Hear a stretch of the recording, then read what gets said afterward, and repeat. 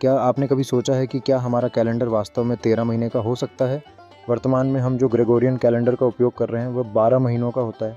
यह calendar fertility में pope Gregory ट्रैटी द्वारा स्थापित किया गया था और इसमें हर महीने के अलग अलग दिन होते हैं, जैसे जनवरी में 31, फरवरी में 28, लीप वर्ष में 29 और इसी तरह से अन्य महीनों की संख्या तय की गई है। दिलचस्प बात यह है कि 13 महीने वाला कैलेंडर भी एक वैकल्पिक विचार रहा है।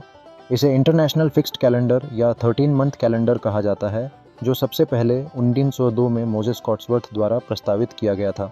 इस कैलेंडर में कुल 13 महीने होते हैं और हर महीने में 28 दिन होते हैं, जिसके परिणाम स्वरूप कुल 364 दिन होते हैं। इसके अलावा एक अतिरिक्त दिन जिसे ईयर डे कहा जाता है, साल का एक ऐसा दिन है जो किसी भी सप्ताह में नहीं आता। कई फ़ायदे भी हैं जिनकी वजह से 13 महीने का यह कैलेंडर ध्यान आकर्षित करता है। प्रत्येक महीने की लंबाई समान होती है, जिससे तारीखें और दिन हर साल समान रहते हैं। इससे व्यवसाय और लेखांकन में भी आसानी होती है, क्योंकि गणनाएं सरल हो जाती हैं। हालांकि इस विचार को अपनाने में कई चुनौतियां थीं।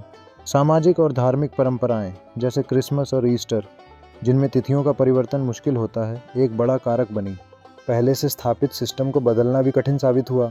साथ ही विभिन्न देशों और सरकारों के बीच सहमति की कमी ने इस विचार को आगे बढ़ने से रोक दिया।